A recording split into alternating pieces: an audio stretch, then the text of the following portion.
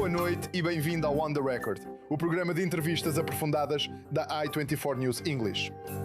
O meu convidado desta noite é um ativista político iraniano que esteve entre os organizadores dos recentes protestos em sua cidade natal, no norte do Irã, quando, em todo o país, aproximadamente 40 mil pessoas foram massacradas pelas forças do regime.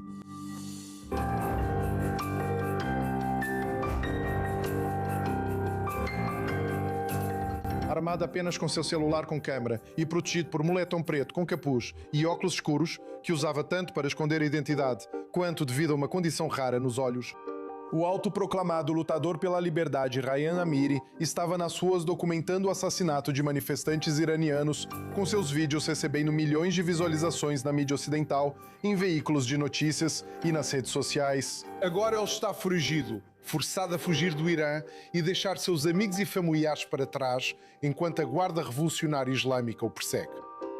Do exílio, ele fundou o Partido Conservador do Irã, que busca transformar o discurso iraniano de uma ideologia islamista para um nacionalismo cívico e secular. Ele fala comigo esta noite de seu esconderijo em algum lugar na Turquia.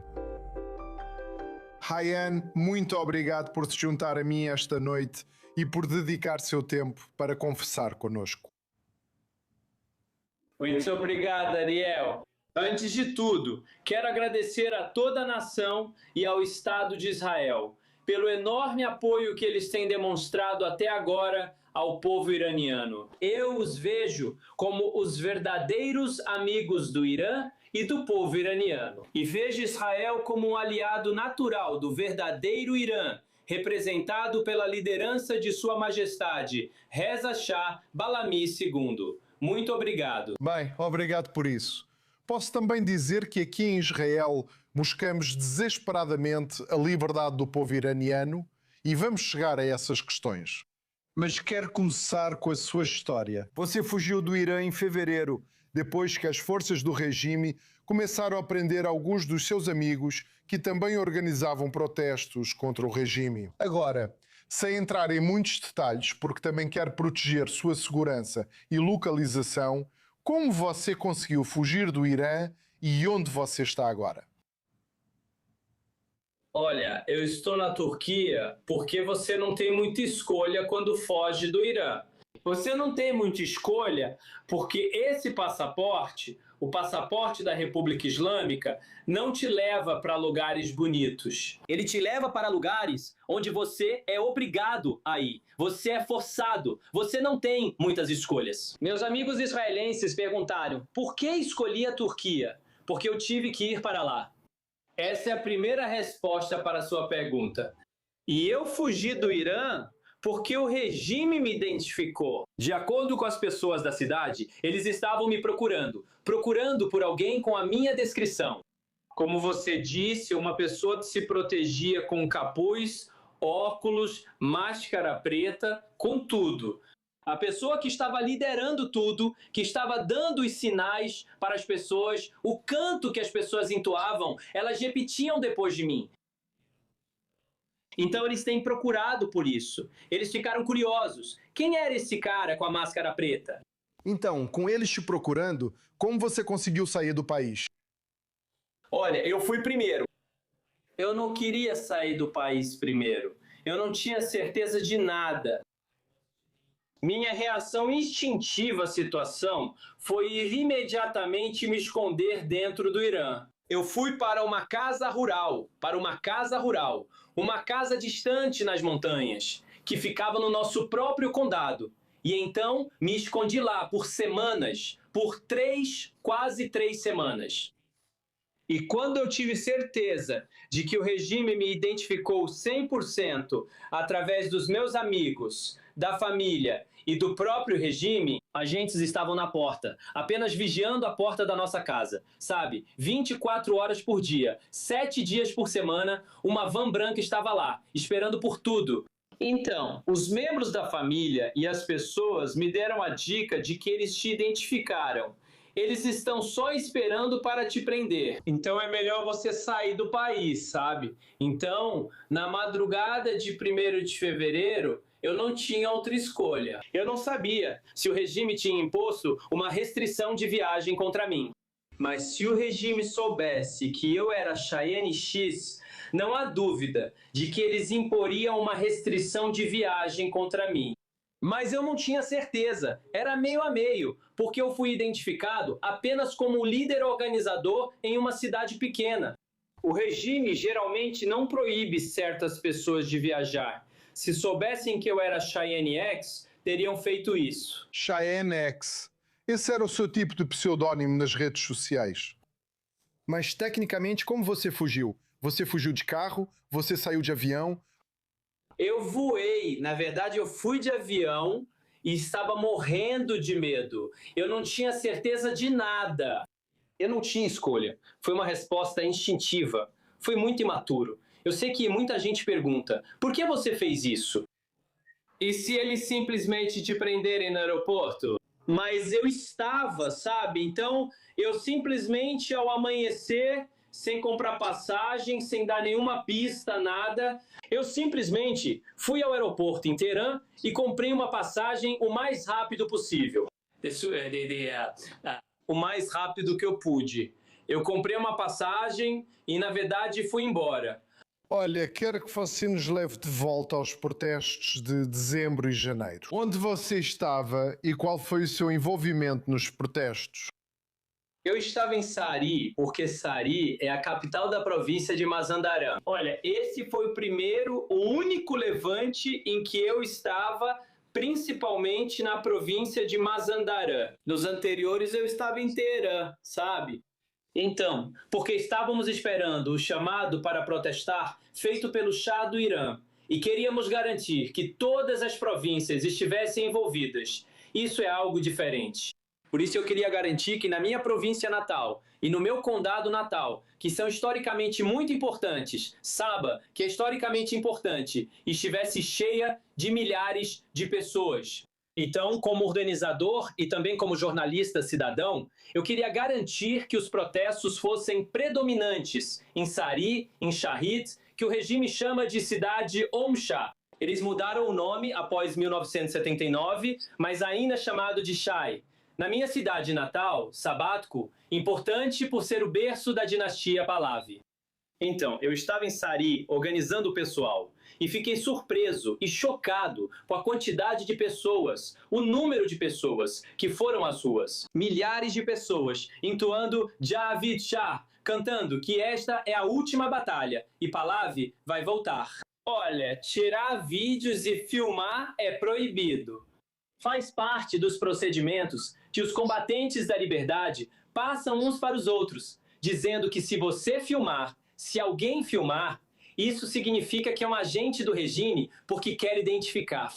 Mas é preciso prova para a história e que a mídia internacional veja o que ocorre. Sabe, eu estava lá cercado por pessoas que me conheciam como um dos manifestantes. Alguns deles, não todos, porque você está no meio da multidão. Algumas pessoas são desconhecidas. Desconhecidos me olhavam desconfiados por eu estar filmando. Mas meus colegas manifestantes estavam rindo, porque algumas pessoas realmente queriam pegar meu celular e quebrá-lo, sabe? Porque estavam furiosas. Por que você está filmando? Eu dizia, quero enviar isso à mídia para mostrar sua coragem e o que estamos fazendo, sacrificando nossas vidas. Você ficou com medo ao filmar, documentar esses protestos? Absolutamente, eu não sentia medo, porque quando você está filmando, está focado em algo. Você não se importa com as balas voando na sua frente e com todo o resto. E o fato de eu estar vivo é um milagre. É um milagre. É inacreditável. Minha vida é inacreditável até para mim. Eu não culpo os outros quando conto essas histórias. Eu não os culpo se eles não acreditam em mim, porque é inacreditável. É milagroso. O que aconteceu? Quero focar especificamente nas noites de 8 e 9 de janeiro, as noites mais mortais dos protestos. Quero dar uma olhada em um dos vídeos que você filmou durante aqueles protestos em 8 de janeiro em Sari. Vamos dar uma olhada.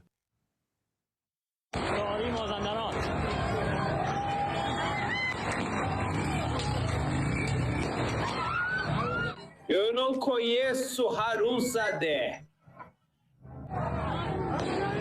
Habib.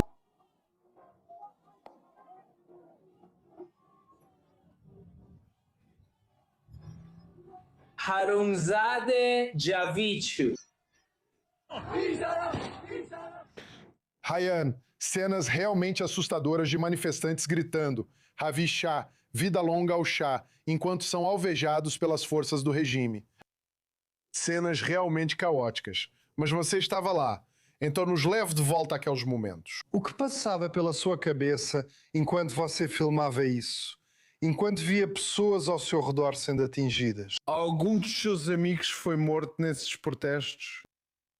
Sim, olha, era de madrugada, porque os protestos estavam marcados para as 8 da noite, ou algo assim. Era madrugada, eu devia estar em sabático, mas naquele dia fiquei por causa do chamado do Shah para protestar. Foi específico porque o Shah convocou o protesto para os dias 8 e 9 de janeiro. Então o sabático era especial para mim porque eu sou de sabático. Eu vinha desse lugar, historicamente importante, e queria ter certeza de que havia milhares de pessoas nas ruas gritando a favor da dinastia Pahlavi, gritando pela libertação do Irã na minha cidade natal. Algumas horas antes do horário marcado para começar, eu já estava lá em Sari. E o regime, como lá, eu também te enviei outras filmagens que mostram os agentes do regime se posicionando como se estivessem armados até os dentes, se posicionaram ao lado da Praça Saat, que é a praça principal em Sari, e os manifestantes estavam do outro lado. E parecia uma batalha, mas era muito injusta, porque os agentes do regime estavam armados até os dentes, com tudo o que tinham, com todo tipo de equipamento, e eles estavam realmente prontos para atirar e matar pessoas. E as pessoas do outro lado estavam desarmadas e indefesas. E eles estavam apenas, a única arma que tinham eram suas palavras, seus slogans de Havi Shah, ou este é o último combate, Pahlavi vai voltar. Então, e eu fiquei emocionado. Mesmo sendo veterano na luta pela liberdade e não sendo novo em organizar protestos, fiquei emocionado e chocado com a injustiça disso. E eu realmente estava pensando em como equilibrar as condições para que o povo iraniano pudesse ter sucesso, mesmo no meio de tiros, no meio das filmagens. Fiquei simplesmente comovido com aquela cena, que era o que eu estava filmando. Como você mostra ao seu público, foi além da imaginação. E começamos a correr para os becos e para as ruas, para salvar nossas vidas, sabe? E algumas pessoas foram capturadas. Algumas pessoas nas fileiras que estavam próximas aos agentes do regime foram baleadas, mortas a tiros em Sari. E eles caíam como folhas das árvores, sabe? E eles estavam matando pessoas. Simplesmente matando pessoas a queima-roupa. É como a queima-roupa, como se eles não se importassem com a vida humana. Essas pessoas, Ariel, são selvagens. Eles são terroristas. E eu acho que eles merecem morrer. Eles merecem morrer porque essas pessoas não se importam com a vida humana. Eles não se importam com o básico dos direitos humanos. Eles não se importam com nada. Algumas dessas pessoas eram adolescentes, algumas estavam com seus próprios familiares, com suas próprias esposas e maridos, como você mostrou. Eles estão com seus próprios maridos, esposas e filhos. Pais estavam com suas filhas no protesto. Um testemunho realmente notável e fico muito feliz em saber que você conseguiu sobreviver a isso e sair do outro lado. E continuar contando a história e divulgando as imagens que você compartilhou na época. Agora, quero passar para a guerra mais recente no Irã, porque você falou sobre esse regime cujos oficiais precisam morrer. E então você saiu antes que as bombas americanas e israelenses começassem a cair. Você apoia essa guerra? E supondo que sim, você apoia a condução dessa guerra por quaisquer meios, incluindo a destruição da infraestrutura crítica do Irã, caso chegue a esse ponto? Olha, antes de tudo, eu apoio o aspecto geral dessa guerra, sabe? Especialmente o que os israelenses estão fazendo. Ataques de precisão, ataques direcionados, são ataques muito cirúrgicos. Dizem que as forças de defesa de Israel são um dos exércitos mais humanos do mundo, o mais ético, e isso é verdade. Prefiro o estilo israelense ao americano, especialmente a retórica do presidente Donald Trump, da qual, como iraniano, não gosto. Eu acho que, até certo ponto, isso é um insulto à inteligência do povo iraniano, que deu suas vidas às dezenas de milhares, pelo seu país e pela libertação não só do Irã, mas do Oriente Médio, dessa teocracia bárbara, totalitária e terrorista. Então, eu apoio essa guerra. E eu nem chamo isso de guerra. Que tipo de guerra é essa? Em que só um lado, que é o regime, seus comandantes e o comandante em chefe, são eliminados apenas alguns segundos após o início da guerra. Isso nunca aconteceu em toda a história. Nunca aconteceu. Que toda a cadeia de comando, os principais comandantes e o comandante em chefe de um regime sejam eliminados em questão de segundos. É apenas uma intervenção humanitária. Foi exatamente isso que o povo iraniano cantava nas ruas. Eles queriam intervenção humanitária, sabe, dos nossos aliados e amigos, das pessoas que se autodenominam líderes do mundo livre. E eles nos prometeram, o presidente Trump prometeu intervir se o regime matasse o povo. O regime matou o povo, então ele interveio e cumpriu sua promessa. E é por isso que o povo iraniano é muito grato ao presidente Trump por ter feito isso. E eles são muito gratos ao Bibi por ter feito isso. Mas há algumas nuances aí, um equilíbrio delicado aí. O presidente Trump não fez o trabalho completo. Ele chama o que fez até agora de mudança de regime. Isso é uma mudança de regime quando as três lideranças dos três poderes do regime continuam intactas. Você sabe, o homem responsável pelas execuções em massa é Mohsen Ejaí. Você sabe, esse cara, Ejaí, está no comando. Ele é o mulá, que é conhecido como o carniceiro de Teherã. Ele está no comando. Você sabe, Valibov está intacto. Todo o resto, Pezian, que é o segundo em comando na hora de matar pessoas e cometer assassinatos em massa, ele está intacto. Ele não está morto. E o presidente Trump chama de mudança de regime. Então, Ryan, você está dizendo que o trabalho ainda não está concluído. Mas se houvesse uma retomada das operações militares, você apoiaria isso? Inclusive a destruir a infraestrutura de energia elétrica do Irã? Não, absolutamente não, porque isso é desnecessário. Por que eles fariam isso se podem eliminar Pezian? Por que iriam destruir algumas usinas de energia em vez disso? Isso não faz sentido. Isso é um insulto à inteligência de todo iraniano, que é a população mais educada do Oriente Médio. Pessoas muito inteligentes. Então, eu não quero que meu povo seja insultado dessa forma, com a retórica do presidente Trump, falando sobre destruir a civilização. Esse tipo de retórica é desnecessário, realmente desnecessário, e ele deve ter cuidado com suas palavras. Se ele está nos ajudando, ele deve fazer isso da maneira certa, não de qualquer jeito. Por anos, os americanos e europeus apaziguaram o regime. Eles praticaram a política de contenção, a política de apaziguamento e fortaleceram o regime a ponto de você ver que eles fazem guerra contra Israel e criaram o caos no Oriente Médio. Eles guerreiam contra países árabes e outros. Por causa do empoderamento que eles receberam dos líderes ocidentais fracos, indecisos, efeminados, como Macron, como Keir Starmer, como eles.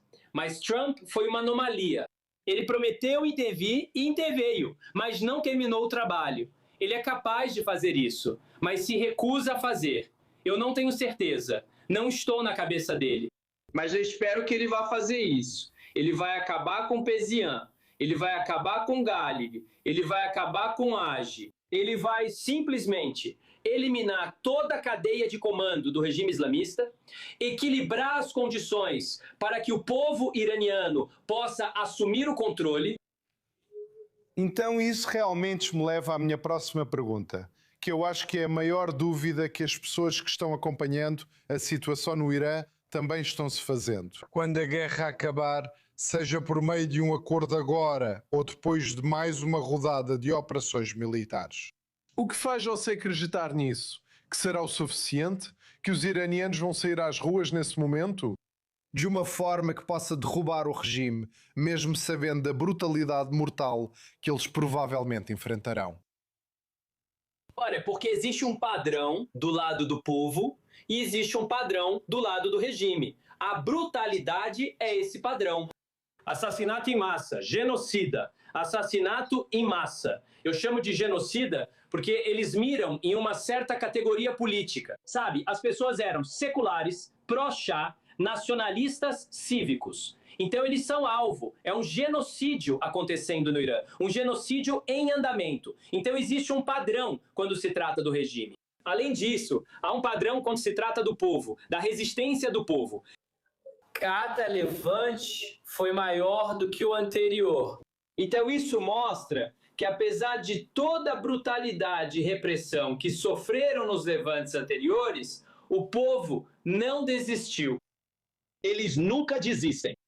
Então, se as condições forem iguais para eles e as forças de repressão forem esmagadas, eles literalmente são esmagados pelos nossos aliados estrangeiros, que são Israel e os Estados Unidos. Então o povo iraniano vai com certeza assumir o controle. Porque eu vi com meus próprios olhos, em sabático, a delegacia quase foi tomada pelo povo, sabe, que não estava armado. Foi aí que o regime começou porque o regime tem um complexo de inferioridade, começou a atirar nas pessoas. Porque o povo estava conseguindo tomar o controle. Mas, Ryan, essa é uma delegacia em apenas uma cidade, num país com mais de 30 províncias. Então, minha pergunta é, até onde você sabe, existe alguma organização acontecendo agora no Irã de manifestantes que estão planejando voltar às ruas em algum momento? Em algum momento no futuro? Com certeza. Olha, nós temos um líder e ele se chama Reza Shah Pahlavi II. Meu líder não é o presidente Trump. Meu líder nem é o Bibi, que eu adoro como líder estrangeiro mais popular dentro do Irã.